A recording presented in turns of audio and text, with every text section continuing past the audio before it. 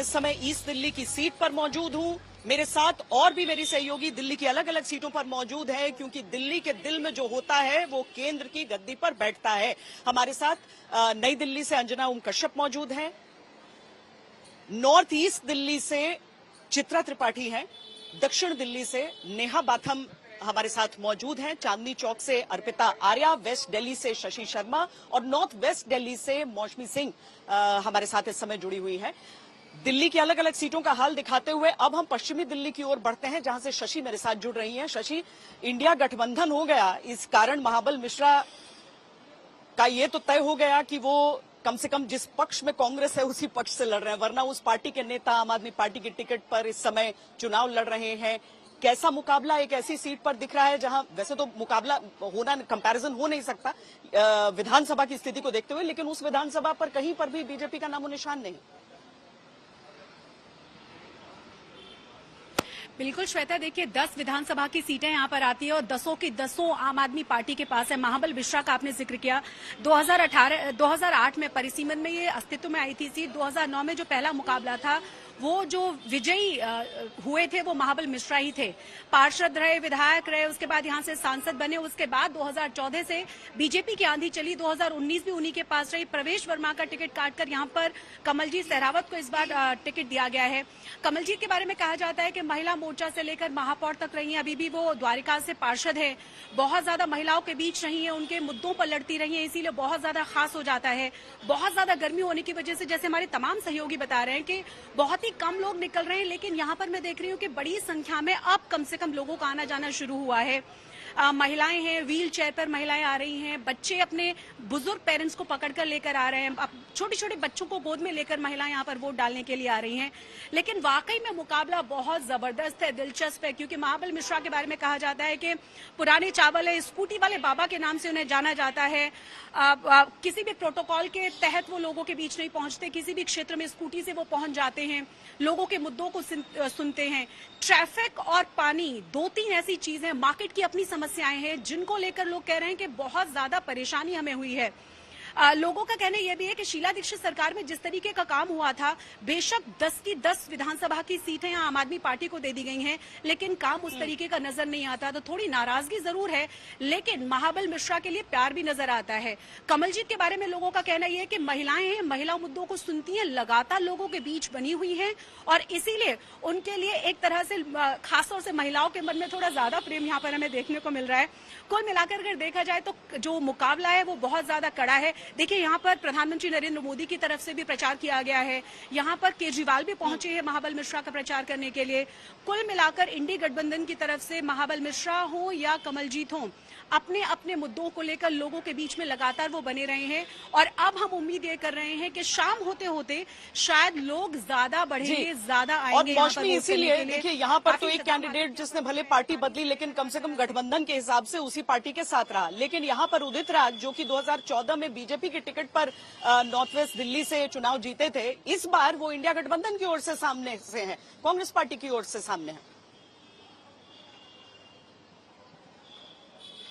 बिल्कुल श्वेता, देखिए north west seat जो है एक आरक्षित सीट है, इसकी चर्चा मुद्दों से ज्यादा या सुर्खियों से ज्यादा यहाँ पे जो विरोध हुए उन्होंने उस पर ज्यादा चर्चा यहाँ पे हुई, क्योंकि उदित राज को लेके कांग्रेस पार्टी के भीतर भी विरोध था। दूसरी तरफ योगेंद्र चंदोलिया हैं जो कि मेयर रह चुके हैं एनडीएमसी के और नगर निगम में काम कर चुके हैं। उदित राज 2014 में यहाँ से सांसद बने थे और उसके बाद 2019 में जब उनको टिकट नहीं मिला, हंसराज हंस को मौका मिला, तब उन्होंने बीजेपी का दामन छोड़ के कांग्रेस का हाथ पकड़ लिया था।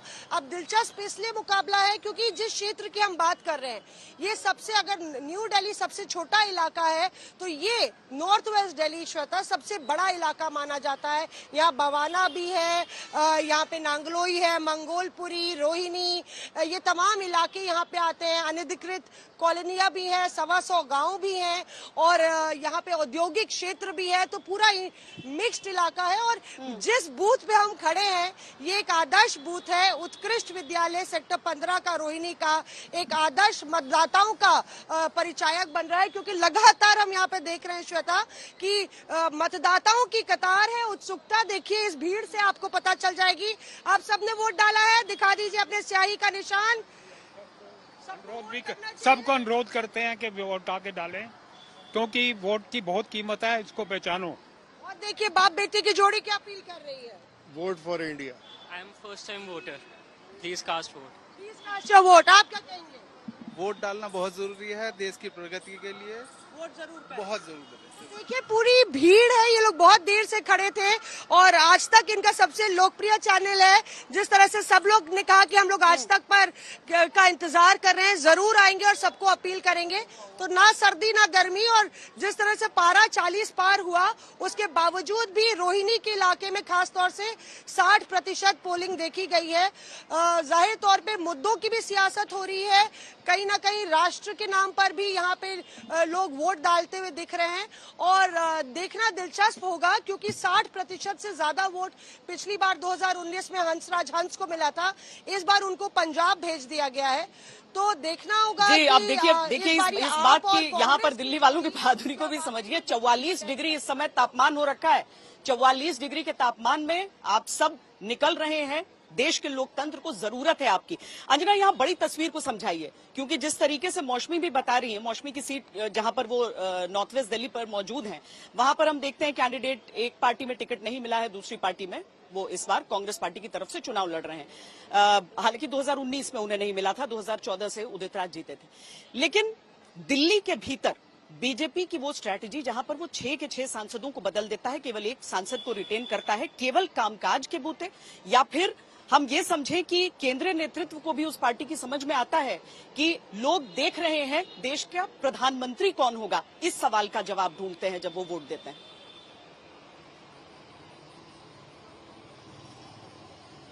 बिल्कुल। और श्वेता, जो आपने आखिरी लाइन कही वहीं से शुरुआत होती है जवाब की, क्योंकि अगर बीजेपी के नजरिए से देखिए, बड़ी तस्वीर दिल्ली की समझनी है तो 3 बड़ी बातें हैं इस चुनाव में। पहला कि 7 की 7 सीटों पर लगातार 2 बार से भारतीय जनता पार्टी जीत रही है। क्यों?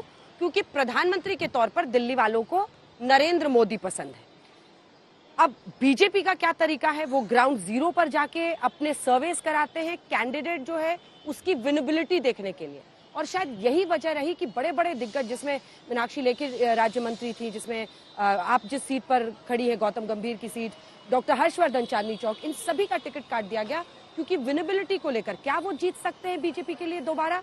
ये सर्वे करने के बाद जैसे नतीजा है उस आधार पर टिकट वापस दिया गया या हटा दिया गया। मनोज तिवारी को टिकट मिला है। तो पीएम मोदी चाहिए, ये बीजेपी की तरफ के लिए दिल्ली वालों ने हमेशा कहा है। दूसरी बड़ी बात इस बार क्या है चुनाव में, अरविंद केजरीवाल इंटरिम बेल पर बाहर है। 2 जून को उन्हें वापस जेल में जाना है, लेकिन वो चुनाव प्रचार कर रहे हैं। तीसरी बड़ी बात क्या है कि इस बार आम आदमी पार्टी और कांग्रेस का गठबंधन है, यानी जो वोट बंटता था, बीजेपी को फायदा होता था, वो फायदा इस बार नहीं हो रहा है। लेकिन बीजेपी फिर इसके जवाब में कहती है कि ज्यादातर सीटों पर उनके 50% से ज्यादा वोटर पिछली बार रहे। क्या वो एक बार फिर रहेंगे या फिर 6% स्विंग हो सकता है, जैसा कि आज तक ने ही डेटा इंटेलिजेंस यूनिट के जरिए नंबर्स निकाले हैं। 6% स्विंग पर 5-2 हो सकता है। 5 आम आदमी पार्टी बीजेपी के पक्ष में, 2 आम आदमी पार्टी और कांग्रेस गठबंधन। या फिर अगर 9% स्विंग होता है तो 4-3 हो सकता है, और अगर 12% प्लस स्विंग हुआ तो 0-7 भी हो सकता है। तो ये बड़ी बातें हैं मोटे तौर पर। लेकिन दिल्ली में देखिए, तभी तो आप फ्री बिजली या फ्री ऐसे वाले बातें अभी बहुत ज्यादा नहीं चल रही हैं। विधानसभा चुनाव होगा तो यही 2-3 शब्द आप सबसे ज्यादा सुनेंगे, क्योंकि तब पार्टियां चुनाव में नहीं उतरती हैं, फ्रीबीज रेवड़ियां चुनावी मैदान में रेस में उतरती हैं, उनको फील्ड किया जाता है। लेकिन जब लोकसभा चुनाव हो तो बात होती है देश की सरकार की अगले 5 साल के लिए और प्रधानमंत्री के चयन की।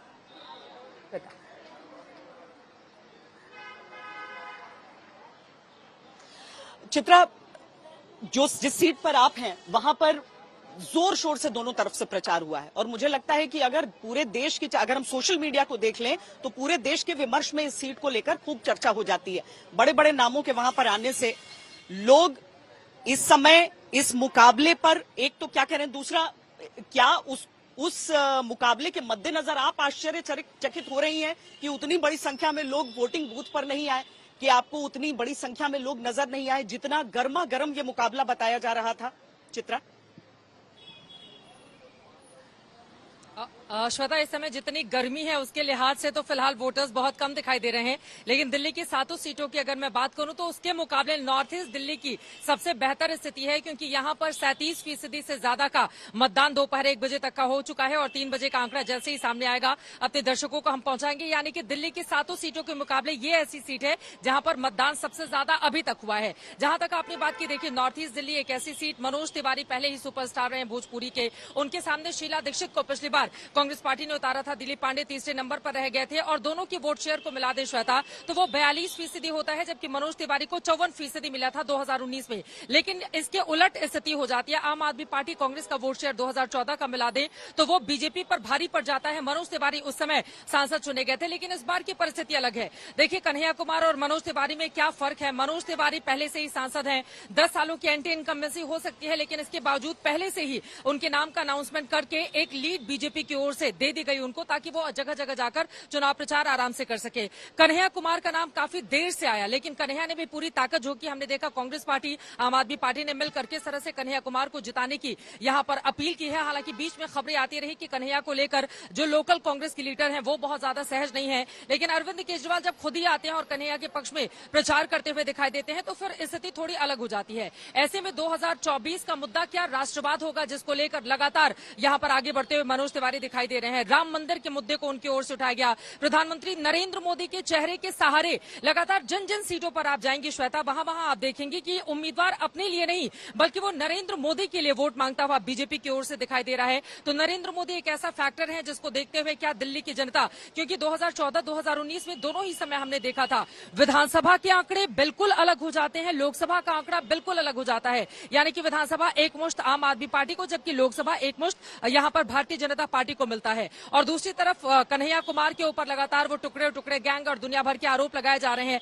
अब इसका कितना असर पड़ेगा, हालांकि इसकी काट निकालने की पूरी कोशिश की गई। महंगाई, रोजगार के मुद्दे पर लगातार हमला किया जाता रहा। अरविंद केजरीवाल जगह जगह इमोशनल अपील करते हुए नजर आए कि भैया पंजे पर आप वोट दबाइए और इससे फायदा ये होगा कि दोबारा मुझको जेल नहीं जाना पड़ेगा। तो अब किसके मुद्दे ज्यादा असर कर पाते हैं ये देखना महत्वपूर्ण रहेगा। लेकिन हमेशा से ही नॉर्थ ईस्ट की सीट हाई प्रोफाइल रही है। शीला दीक्षित को यहां से हराया था मनोज तिवारी ने पिछली बार। इस बार की क्या स्थिति रहती है कन्हैया कुमार मनोज तिवारी के बीच में, ये देखना महत्वपूर्ण रहेगा। लेकिन सबसे अच्छी बात यही है कि दिल्ली की 7 सीटों में सबसे ज्यादा वोट प्रतिशत दोपहर 1 बजे तक का कहीं है श्वेता, तो यही नॉर्थ ईस्ट की सीट है। श्वेता, नहीं, आप सही कह रही हैं चित्रा, क्योंकि आपसे सवाल पूछने से पहले जब मैंने जल्दी में आंकड़े देखे तो मैंने गलती से उस सीट के आंकड़े समझ लिए।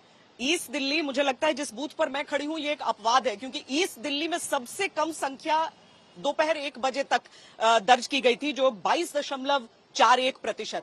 जैसा कि चित्रा भी बता रही है, नॉर्थ ईस्ट दिल्ली में सबसे अधिक और नई दिल्ली में भी अभी 31% ही हुआ है।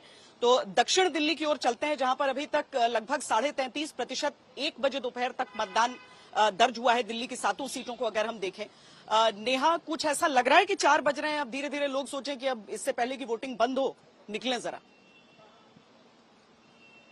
बिल्कुल आप ठीक कह रही हैं श्वेता, और जैसे ही आपने सवाल पूछा अचानक से यहाँ पर गाड़ियों की आवाजाही भी बढ़ गई। लेकिन मुझे जो जानकारी मिल रही है इस पोलिंग बूथ में जो अभी तक मतदान हुआ है वो दरअसल 57% हुआ है। लेकिन सभी 7 सीटों का कुल मिलाकर जो आंकड़ा है वो 6 बजे के बाद ही आएगा।